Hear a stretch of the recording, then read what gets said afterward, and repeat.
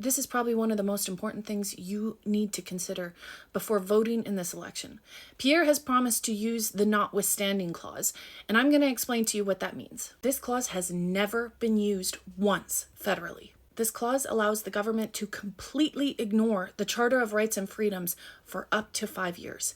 And it means that no court, not even the Supreme Court, can intervene or say anything about it. They cannot stop it. When I first heard this from Pierre, I thought this sounds exactly like what Trump is doing in the US, but in fact, it's more dangerous because Trump can make these executive decisions to make the punishments for crimes harsher, which is what he's done. He has changed how they punish these crimes, and it is still subject to the courts. The courts can turn over these decisions, whereas the NotWithstanding Clause, no court can even touch these decisions. What can this clause change? It can change your freedom of expression.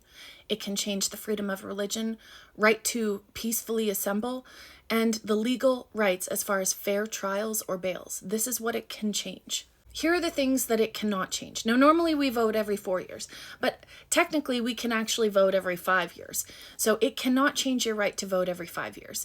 It cannot change mobility rights, your right to move within Canada, and it cannot change language rights. As I said, the NotWithstanding Clause has never been used federally, but it is being used provincially, and this shocked me. This is being used in Quebec right now for Bill 21, and it bans people using visible religious symbols while they hold certain jobs. So a Muslim woman cannot wear a hijab as a teacher, a Sikh man cannot wear a turban as a police officer, and a Jewish person cannot wear a kippah as a judge.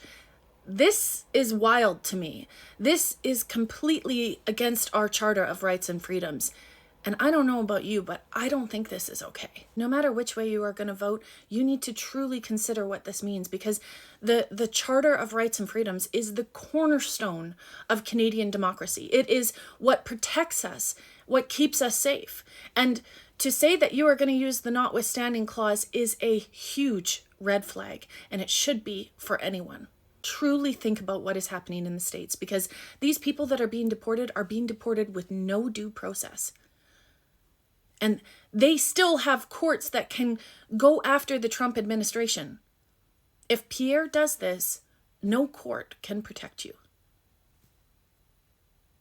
Think about what that means. That is dangerous.